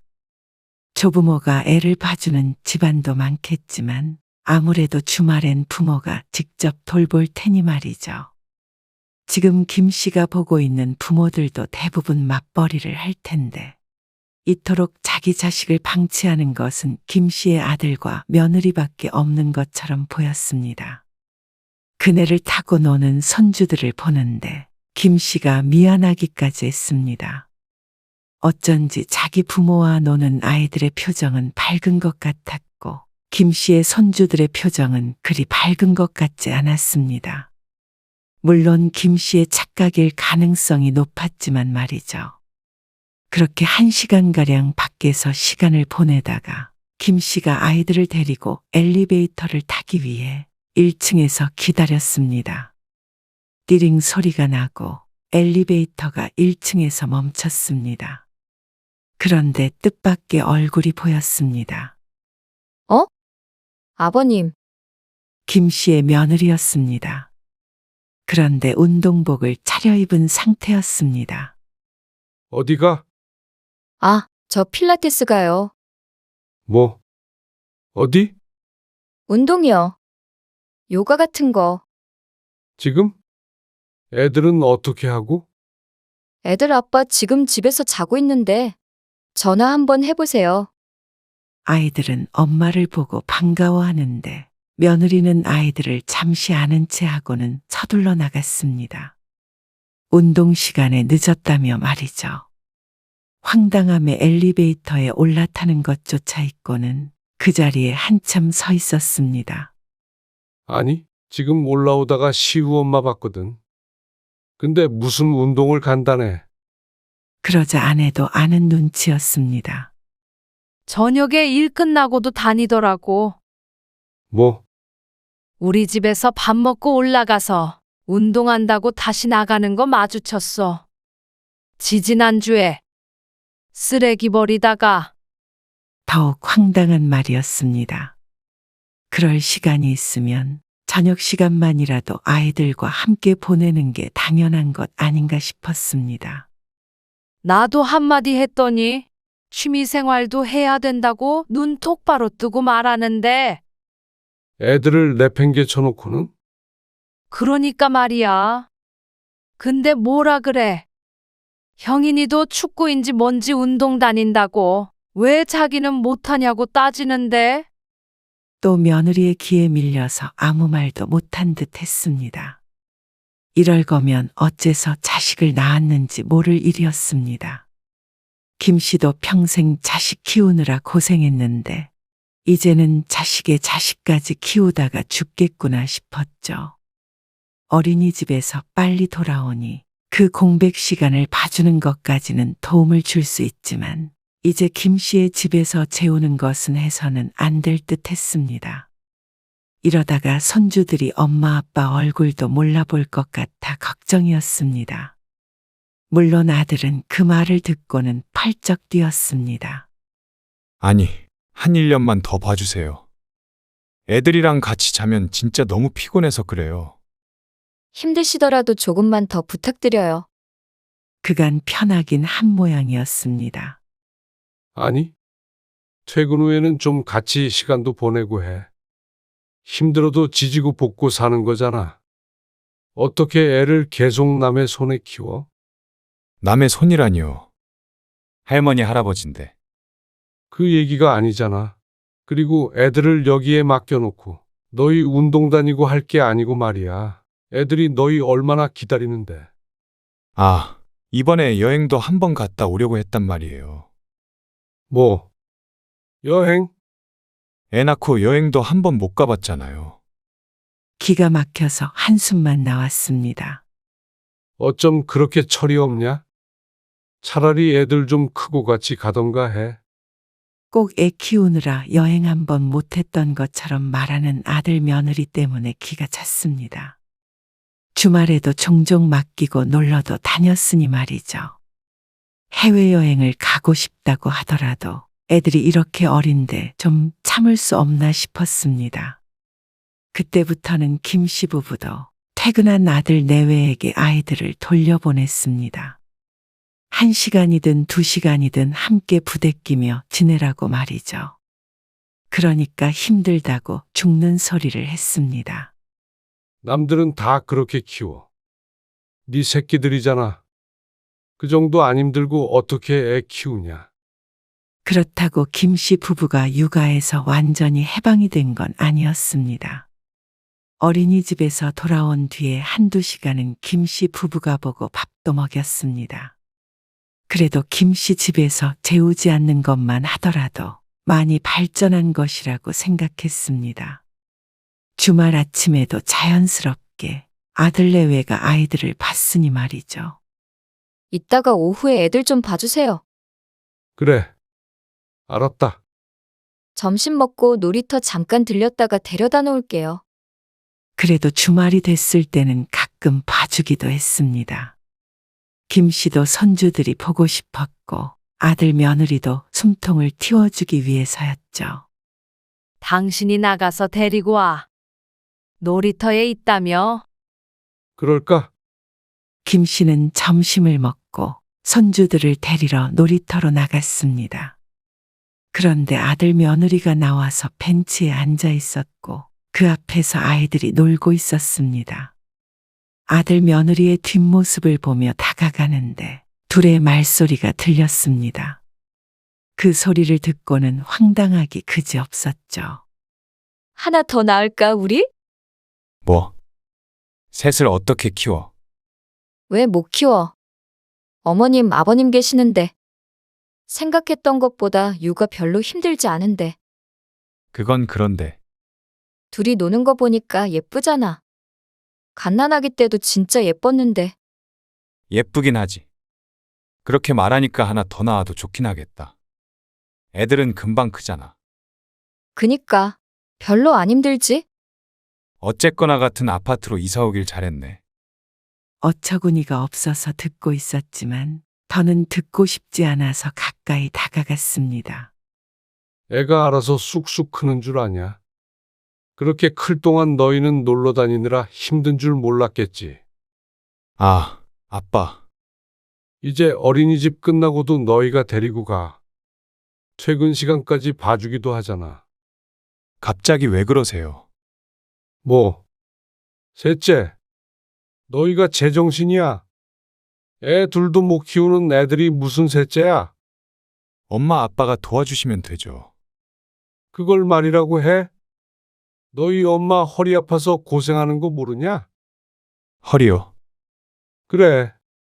알턱이 있나? 너희 놀러 다니느라 바빠서 애들이 어떻게 크는지 부모가 얼마나 힘든지는 안중에도 없잖아. 그게 아니잖아요. 회사 다니려면 어쩔 수 없었죠. 저희도 힘들었어요. 그렇게 힘들었다는 애들이 무슨 셋째야. 있는 애들이나 잘 키워. 이제 주말이고 뭐고 안 봐줄 테니까. 오늘도 애들은 너희가 알아서 하고 나는 이만 올라가마. 네? 아버님, 아버님 손주잖아요. 언제는 손주 보고 싶다고 그러셨잖아요. 며느리가 서운하다는 듯이 하는 말에 김 씨가 더 서운했습니다. 내가 손주 필요해서 낳아주기라도 한 것처럼 말한다. 차라리 요즘 사람들처럼 힘드니까 애 안 낳고 살겠다고 하면 오히려 이해할 듯 했습니다. 그런데 무작정 낳아놓고는 그 정도 책임감도 없이 키우는 게 말이 안 됐습니다. 뭐? 육아가 쉬워? 그래서 또 나와서는 우리 집에 던져놓고 너희는 할 일 다 하고 다니려고? 애들이 무슨 장난감이야? 아니, 맞벌이 하니까 언제 놀러를 다녔다고 그래요. 맞벌이는 다 핑계지. 만만한 게 엄마 아빠냐? 요즘 젊은이들이 일을 해야 하니까 어느 정도 도움이 필요한 부분은 알겠지만 이런 식으로 애들 키우면 나중에 애들이 너희를 부모로 생각이나 하겠냐? 여기 놀이터 좀 봐라. 누가 할머니, 할아버지가 봐주는 사람이 있나? 그러자 아들 며느리가 주변을 살펴봤고 대부분 부모와 놀고 있는 아이들이 보였죠. 운동도 애들 어느 정도 큰 다음에 하면 누가 뭐라고 그래. 애를 낳았으면 키워놓은 다음에 너희 인생을 살아도 살아야지. 어떻게 희생 없이 애를 키워? 저희가 왜 희생을 안 해요? 내가 봤을 땐 너희는 너희 삶은 조금도 희생 안 하고 엄마 아빠 인생만 희생하려고 하는 것 같다. 너희가 직접 키우질 않으니까 얼마나 힘든지 모르고 육아가 쉽다는 말이 나오지. 김 씨의 딸은 한 번도 김 씨에게 애를 맡긴 적이 없었습니다. 어쩜 같은 배에서 나와도 이리도 다를까 싶었습니다. 부모 단물만 쪽 빨아먹으려는 이기적인 자식 때문에 진절머리가 났습니다. 셋째를 낳아서 예쁜 모습만 보고 애 키우는 건 또다시 김 씨 부부에게 맡기려는 것에 양심이 있나 싶었습니다. 아무래도 너희가 애들을 제대로 안 키우는 걸 보면 우리가 너무 가까이 살아서인 것 같다. 좀 떨어져 사는 게 너희한테도 좋을 것 같네. 그러면 저희 보고 이사라도 가라는 말씀이세요? 너희가 안 간다면 우리라도 갈게. 엘리베이터만 타면, 아니 계단만 오르내리면 쉽게 오갈 수 있었습니다. 그러니 언제든지 맡길 수 있어서 책임감이 사라진 것 같았습니다. 혹시라도 셋째를 가질지 안 가질지는 모르겠지만 김 씨도 더 이상 육아를 떠맡고 싶지 않았습니다. 손주들은 예쁘지만 그것과는 별개의 문제였습니다. 이렇게 손주들 키우느라 노후를 보내버리고 싶지도 않았습니다. 당연히 아들은 이사를 가지 않았습니다. 그래서 김 씨는 아내와 상의를 해서 집을 부동산에 내놓았죠. 정말 이사를 가신다고요? 아들이 놀란 듯 물었습니다. 그런데 이사를 못 갈 이유는 전혀 없었습니다. 가지 왜 안 가? 너희가 안 간다니까 우리가 간다. 그리고 반년이 지나지 않아서 김 씨는 정말로 1시간 떨어진 곳으로 이사를 갔습니다. 쉽게 오갈 수 없는 다른 동네로 말이죠. 정말로 갈 줄은 몰랐는지 아들 며느리는 큰 충격을 받은 듯 했습니다. 앞으로는 손주들 봐줄 일은 없을 듯 했습니다. 마음은 쓰리지만 장기적으로 봤을 때는 김 씨 부부를 위해서도 아들 내외를 위해서도 손주들을 위해서도 이게 맞을 듯 했습니다. 김 씨 부부도 아들네 힘든 거 도와줄 생각보다는 이제 자신들의 삶을 더 신경 쓰며 살기로 했습니다.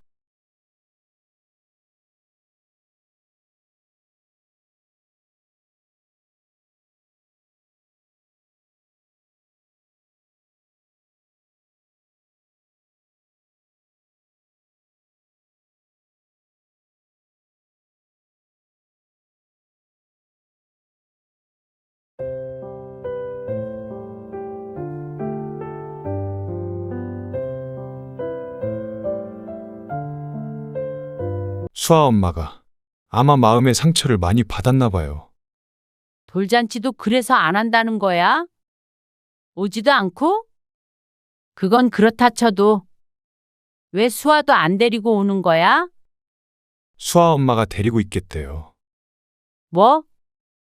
그럼 마음의 상처를 입어서 애도 안 보여주겠다고? 그 말이야? 아니, 애를 못 봐줘서 그래? 그거는 피치 못할 사정이 있었잖아.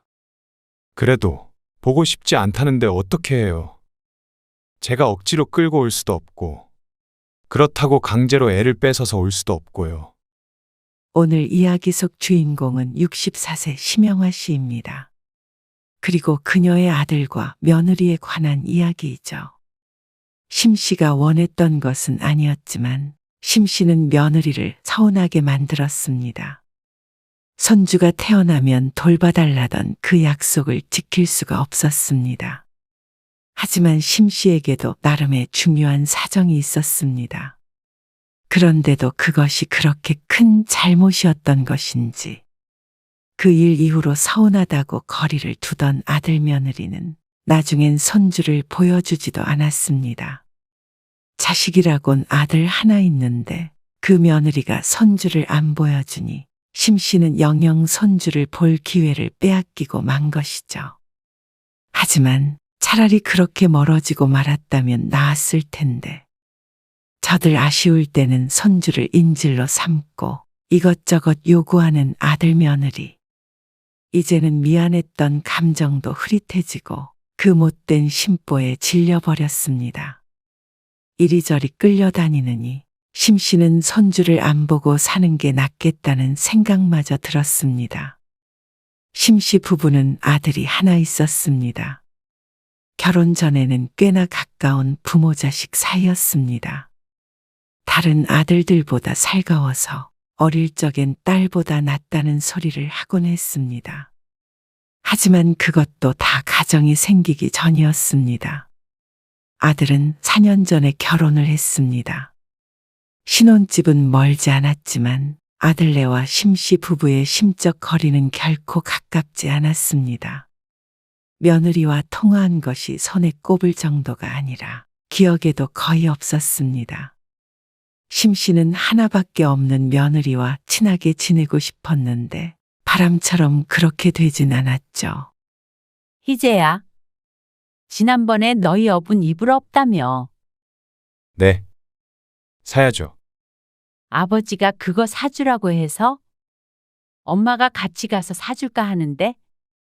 아들이 결혼하고 한 달이 채 안 됐을 때였습니다. 신혼집 장만할 때 마련한 이불이 한 세트밖에 없다기에 그걸 심 씨가 사주고자 했습니다. 아, 그래요? 언제요? 너희 시간 될 때 주말에 한번 봤으면 하는데. 어때? 네. 알겠어요. 이번 주에 그럼 뵐까요? 그럴래? 심 씨는 들뜬 목소리로 전화를 끊었습니다. 그래도 신혼부부 이불이니까 백화점에서 좋은 걸 사주고 함께 식사도 할 생각이었습니다. 아들 며느리와 바깥에서 시간을 보내는 것은 처음이기에 설레기도 했습니다. 좋은 걸로 사. 에이, 당연히 좋은 걸로 사주지. 맛있는 것도 사주고. 남편은 주말에 약속이 있어 같이 가진 못하지만 심 씨와 같은 생각을 하고 있었습니다.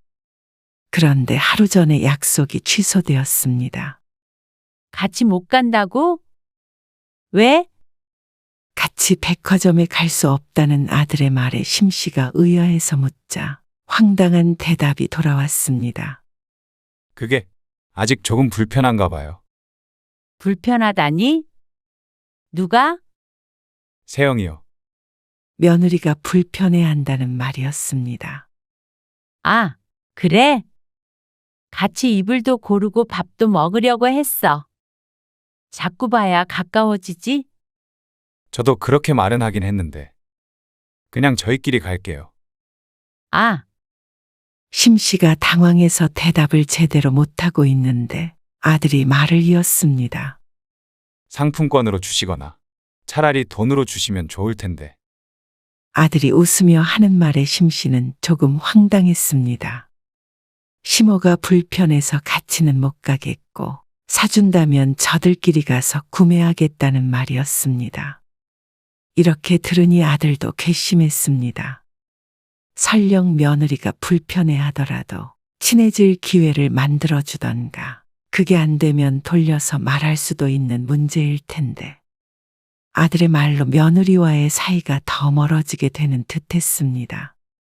솔직한 심정으로는 상품권이든 뭐든 보내고 싶지 않았습니다. 알아서 사라고 하고 싶었습니다. 요즘 좋은 이불이 한두 푼 하는 게 아니기에 선물로 주고 싶었는데 만나고 싶지도 않다는 사람한테 그래야 하나 싶었죠. 하지만 남편이 마음을 곱게 먹으라고 핀잔을 주는 바람에 함께 가지도 못하고 돈만 내줬습니다. 그 뒤로도 심 씨는 아들 부부와 시간을 마련하려고 노력했습니다. 하지만 며느리는 여지를 주지 않았습니다. 제 집에 초대한 적도 없고 명절이 아니면 찾아오지도 않았습니다. 아들을 통해서 연락이라도 한번 할라치면 어찌나 불편해하는지. 휴대폰에 며느리의 전화번호가 저장이 돼 있어도 한 번도 직접 걸어본 적이 없었습니다. 나중엔 아들한테조차 연락이 망설여졌습니다. 그렇게 2년가량은 1년에 두어 번, 명절에나 한 번씩 보며 살았습니다. 그러니 가족이 아니라 남보다도 먼 사이로 남아 있었습니다. 그러던 어느 날 아들네에게서 좋은 소식이 들려왔습니다. 뭐? 애가 생겼다고? 아이고, 축하해. 아들의 전화를 받고 심 씨는 한박 웃음을 지었습니다. 심 씨보다도 남편이 더 기뻐했습니다. 펄쩍 뛸 듯이 좋아했죠. 그리고 얼마 뒤에 아들에게서 또다시 연락이 왔습니다. 세영이 애 낳으면요. 금방 다시 복직해야 하거든요. 그래? 그럼 애는 어떻게 해? 그래서 전화드린 거예요. 세영이 복직하면 엄마가 애 좀 봐주실 수 있어요? 생각지 못했던 부탁이었습니다. 며느리가 시집 식구들 불편하다며 거리를 두는 것을 모르는 것이 아니었으니 말이죠. 아무래도 장모님은 멀리 계시니까요. 맞벌이하는 아들네 부부이기 때문에 현실적인 문제가 있었습니다. 한없이 휴직할 수 있는 직장이 아니었기 때문에 누군가의 도움이 필요했습니다. 며느리 성격엔 차라리 도우미를 쓸 것이라고 생각했는데 심 씨에게 연락한 것이 의외였습니다. 그래도 남 손에 맡길 수는 없잖아요. 바로 대답을 못한 것은 심 씨의 허리가 좋지 않아서였는데 잠시 고민하다 심 씨는 이내 알겠다고 대답했습니다. 그래도 하나밖에 없는 손주였기 때문에 조금 힘들더라도 키워주고 싶었습니다. 어느 정도 클 때까지만이라도 도움을 주고 싶었습니다. 그리고 비록 안사돈이 멀어서 그런 것이지만 며느리가 자신에게 부탁한 것이 기껍기도 했습니다. 그런데 며느리가 출산하기도 전에 심 씨 부부의 인생에 있어서 큰 위기가 찾아왔습니다.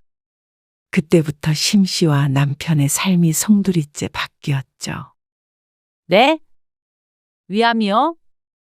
의사의 말을 잘못 들은 듯 심 씨가 재차 물었지만 돌아오는 답은 같았습니다.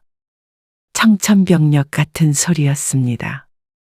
최근 소화가 잘 안 되고 자꾸만 살이 빠지기에 그저 소화불량이나 위염 정도만 생각했지 암일 줄은 상상도 못했습니다. 평생 돈만 벌다가 은퇴해서 이제 좀 편히 살아보나 싶었는데 이런 큰 병에 걸리는 게 말이나 되나 싶었습니다. 아직 60대이니 앞으로 살 날이 긴데 말이죠. 곧 손주도 태어나면 손주 재롱 보면서 늙어가겠구나 하며 들떠있던 심 씨와 남편에게 찬물이 끼얹어졌습니다. 아니, 반대로 불구덩이로 던져진 것인지도 몰랐습니다. 아들도 놀랐는지 며칠간 심 씨의 집에 들락날락했습니다. 수술 받으면 되는 거죠? 위암은 완치율이 높잖아요. 그렇다더라. 걱정하지 마로. 아들에게 애써 밝게 말했지만 누구보다도 무섭고 심란한 것이 심 씨였습니다. 그리고 얼마 뒤 심 씨의 남편은 위절제 수술을 받았습니다. 그런데 불행히도 수술 후 남편은 여전히 괴로웠습니다. 많이 울렁거려? 못 먹겠다. 아침도 안 먹었잖아. 더 먹으면 올라올 것 같아. 남편은 비틀거리며 안방으로 들어갔습니다. 항암을 받아서 그런지 수술 후유증 때문에 그런지 남편은 늘 속이 안 좋아 밥을 제대로 먹지 못했습니다. 심할 때는 식사하다가 구토를 하는 경우도 가끔 있었습니다. 수술은 잘 되었는데 그게 끝이 아닌 듯 했죠. 그러다 보니 늘 기운도 없고 면역도 떨어져서 다른 합병증마저 걸리진 않을까 노심초사했습니다. 그래서 심 씨의 집은 초상집이나 마찬가지였습니다. 희재야, 출산일 얼마 안 남았지. 3주 남았죠. 근데 애기 봐주기로 했던 거, 그거 조금 힘들 것 같아. 아, 어느 날 집에 찾아온 아들에게 말하자 당황스러워했습니다. 네 아버지 때문에 내가 매일 집을 비울 수가 없잖아. 아기를 돌봐주려거든 아침에 나가서 저녁 늦게 돌아와야 하는데 그러면 남편은 거의 방치되는 것이나 마찬가지였습니다. 그래서 아이를 심 씨의 집에서 돌보는 것도 생각해 보긴 했지만 차마 안 될 것 같았습니다. 아기도 중요하지만 심 씨의 남편에게는 심 씨의 도움이 절대적으로 필요했으니 말이죠. 사람을 써보거나 해야 할 것 같은데. 어쩌니? 근데 아버지 수술도 잘 됐잖아요. 근데 아버지 상태 알잖아? 아들도 모르지 않게 이렇게 찾아온 것이었겠죠. 아들은 입술을 깨물더니 머릿속이 복잡한 듯 한숨을 쉬었습니다. 그러더니 어쩔 수 없다는 듯 고개를 끄덕이고 돌아갔습니다. 마음은 불편했지만 어쩔 수 없었습니다. 그 뒤로 심 씨는 남편을 데리고 가까운 병원에도 왔다 갔다 하며 추가적인 건강관리도 하며 바쁘게 지냈습니다. 당신이 고생이 많네. 괜히 나 때문에. 무슨 고생. 얼른 나오면 되지. 그리고 몇 주 뒤 며느리는 어여쁜 여자아이를 출산했습니다. 아이고, 너무 예쁘겠네. 남편의 얼굴은 기운 없는 와중에도 모처럼 활기를 띠었습니다. 아들 하나밖에 없었던 집이니 손녀딸이 얼마나 예쁠지 상상만 해도 좋은 것 같았죠.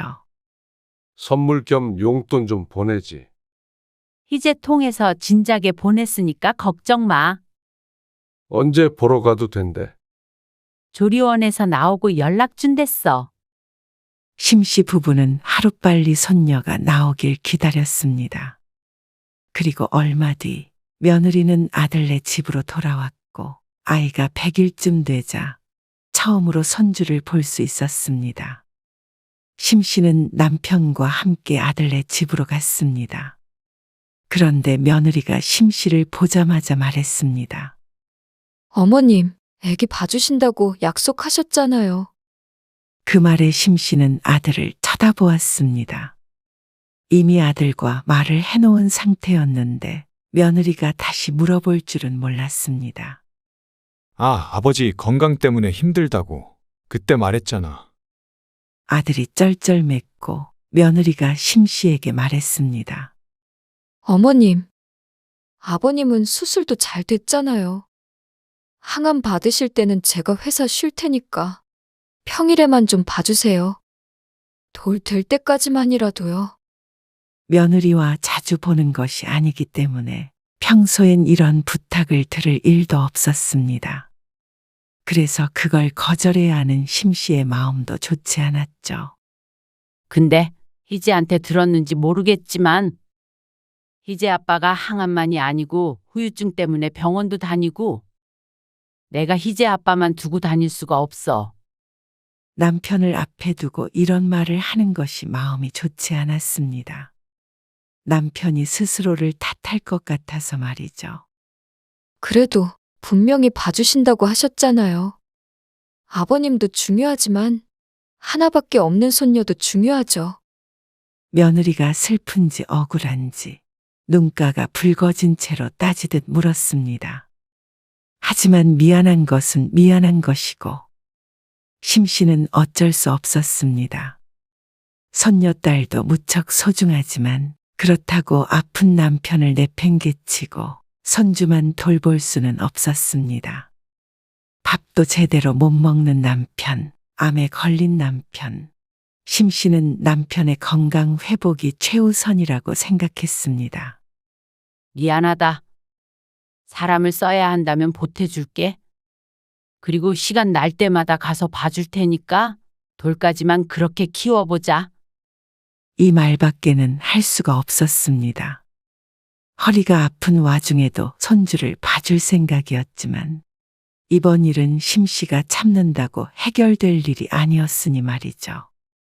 어떻게 모르는 사람한테 애를 맡겨요? 뉴스 못 보셨어요? 그러다가 애 잘못되기라도 하면 처음으로 손녀딸을 실제로 본 날이었는데 심 씨 부부는 침울해져서 집으로 돌아왔습니다. 며느리가 입을 다물어 버린 다음부터는 그 자리에 더는 있을 수가 없었습니다. 여보, 나는 신경 쓰지 말고 희전에 가서 애 봐줘.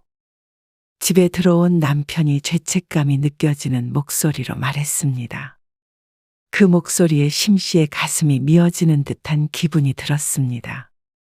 됐어. 그러다가 당신 잘못되면 나는 어떡하라고. 며느리가 많이 섭섭해했던 것이 마음에 걸렸지만 심 씨도 며느리가 자신의 상황을 이해해 주길 바랐습니다. 어떻게 하기로 했어? 곧 복직한다며. 2달쯤 뒤에 걱정이 돼서 아들에게 물어봤습니다. 아, 장모님이 당분간 와서 지내기로 하셨어요. 정말? 괜찮아? 네. 근데 세영이가 많이 울었어요.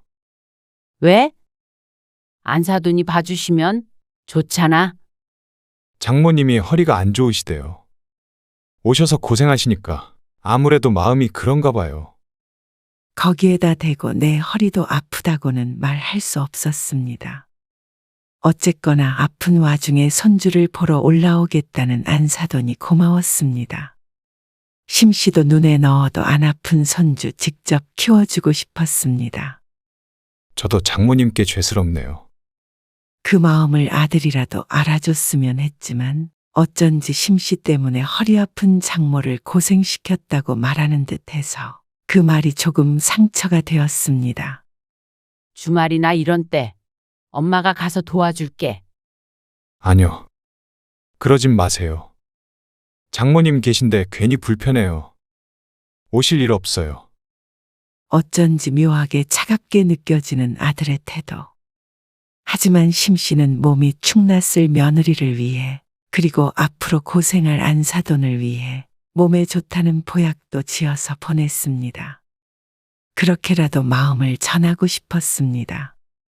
고맙다는 말을 바라고 준 것은 아니었지만 아들조차도 잘 받았다는 말은 하지 않아서 가슴에 돌이라도 얹은 듯한 기분이 들었습니다. 며느리는 다시 회사에 나갔고 안사돈이 멀리서 올라왔습니다. 그리고 한참을 아들 며느리에게선 연락이 없었습니다.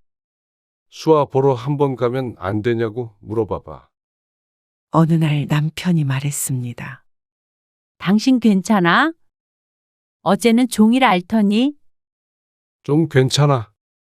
그래도 요샌 덜하잖아. 내일 병원 다녀오고. 이번 주말에 가도 되는지 한번 연락 좀 해봐.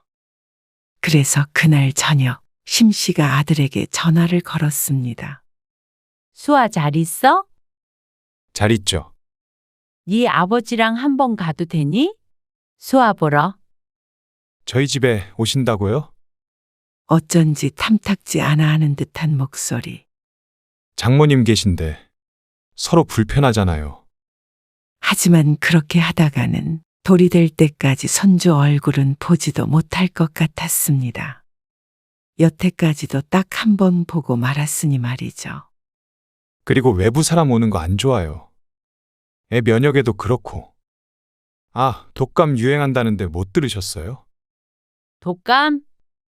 네, 그래서 방문하시는 건 좀 그러네요. 그러냐? 알았다. 하지만 심 씨는 서운하지 않을 수 없었습니다. 지난달 아이를 데리고 다 같이 지방에 있는 사돈네에 내려갔다 온 것을 모르지 않았으니 말이죠. 하지만 심씨는 따지지 않았습니다. 마음 상하지 않았다면 거짓말이겠지만 그래도 안사돈이 고생하며 손녀딸을 돌봐주고 있기 때문에 이해하려 했습니다. 하지만 그게 다 며느리가 심씨에게 앙금이 남아서 그런 것일 거라곤 생각도 못했습니다.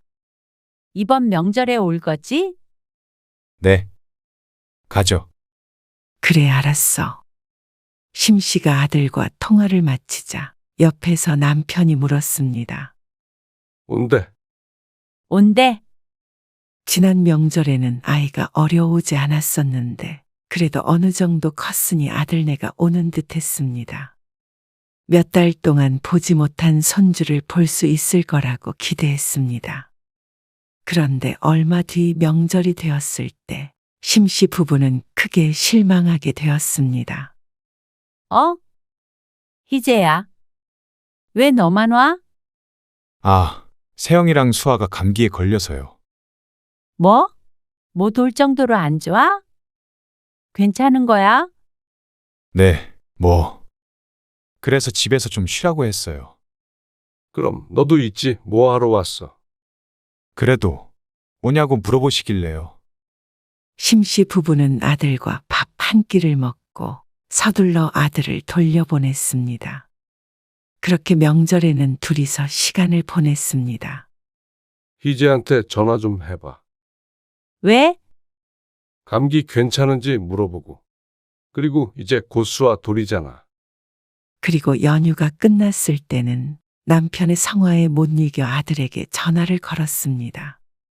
그런데 받지 않았습니다. 수아 엄마한테 해봐. 하지만 심씨는 어쩐지 망설여졌습니다. 심씨도 며느리는 불편해서 꼭 아들을 통해서 전화했으니 말이죠. 하지만 남편이 하도 닥달을 하자 전화를 걸 수밖에 없었습니다. 여보세요. 다행히 며느리는 전화를 바로 받았습니다. 몸은 좀 어때? 감기 걸렸다면서? 아, 괜찮아요. 금방 나았는지 목소리는 나쁘지 않아 보였습니다. 희재 아빠가 보약이라도 한 채 지어주라는데? 아, 아니요. 보약 잘 못 먹어서요. 아, 지난번에 지어준 거 다 안 먹었어. 네. 그래? 알았어. 근데 고수와 돌이잖니? 그런데 심씨가 뭐라고 말을 잇기도 전에 며느리의 목소리가 들렸습니다. 아, 돌잔치는 안 할 것 같은데. 근데 앞으로 자세한 건 수아 아빠랑 얘기하시겠어요? 심씨가 당황해서 말을 잃었습니다. 그럼 저는 전화 끊을게요. 서둘러 전화를 끊는 며느리.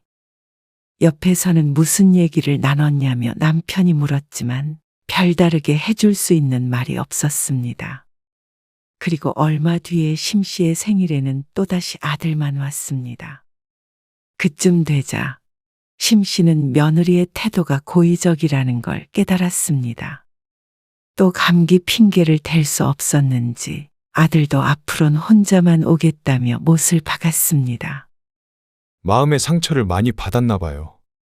이미 한참 전의 이야기였습니다. 남편이 점점 회복해가며 심씨도 도와주려고 손을 내밀었지만 그 손을 내친 것도 아들 며느리였습니다. 그런데 1년이 지난 지금까지도 이렇게 마음의 문을 닫고 있는 것에 심씨도 억울했습니다. 돌잔치도 그래서 안 한다는 거야? 오지도 않고? 그건 그렇다 쳐도 왜 수아도 안 데리고 오는 거야? 세영이가 데리고 있겠대요. 기가 막혔습니다. 뭐? 그럼 마음의 상처를 입어서 애도 안 보여주겠다고? 그 말이야? 그러자 남편도 놀란 표정을 지었습니다. 아니, 애를 못 봐줘서 그래? 그거는 사정이 있었잖아. 그래도 보고 싶지 않다는데 어떻게 해요? 제가 억지로 끌고 올 수도 없고 애를 뺏어서 올 수도 없고요. 아들이 난감하다는 듯이 이야기를 했지만 결국은 며느리의 말에 따르겠다는 소리였습니다. 엄마가 괜히 그랬던 것도 아니잖아. 그건 너희가 이해를 해줄 수 있는 거 아니야? 그러면 엄마 아빠도 마음 상한 사람도 생각을 해주세요. 아들의 말에 함께 밥을 먹을 기분도 아니어서 그냥 돌려보내버렸습니다. 남편도 오랜만에 소화가 안 된다며 끼니를 걸렀습니다. 그런데 더욱 어이없는 일은 얼마 뒤에 일어났습니다. 휴대폰으로 며느리의 카카오톡 사진을 봤더니 손녀딸의 생일상이 차려져 있었고 어디선가 돌잔치를 한 듯 했습니다.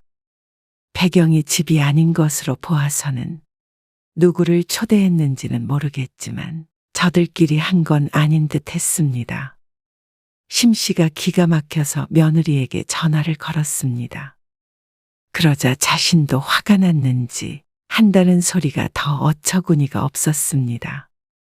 어머님, 아버님은 손녀딸을 별로 사랑하지 않으시는 것 같아서요. 뭐? 그게 말이 되니? 수아 못 돌봐준 일 때문에 이러는 거야? 그거는 너희 시아버지 건강 때문이었잖아. 아버님 멀쩡하시잖아요. 뭐? 멀쩡히 생활 잘하고 계시잖아요. 저는 어머님이 애 안 봐주셔서 너무 힘들었거든요. 저희 엄마도 그렇고 지금도 허리 아파서 병원 다니세요.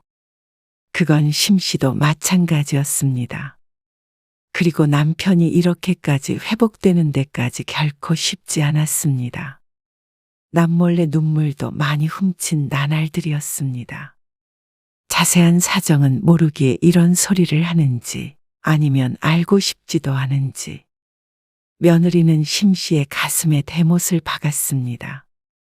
애 구경은 하러 오실 수 있고 돌봐줄 수는 없으셨던 거죠? 종종 가서 봐주겠다고 했는데 싫다고 한 건 너잖아. 어머님 생각 알아요. 힘든 일은 하기 싫으셨던 거잖아요. 뭐? 설마 며느리가 이런 생각을 하고 있는 줄은 몰랐습니다. 서운한 것은 이해를 했기에 그동안 거리를 좁히기 위해 심씨도 나름 노력을 많이 했습니다.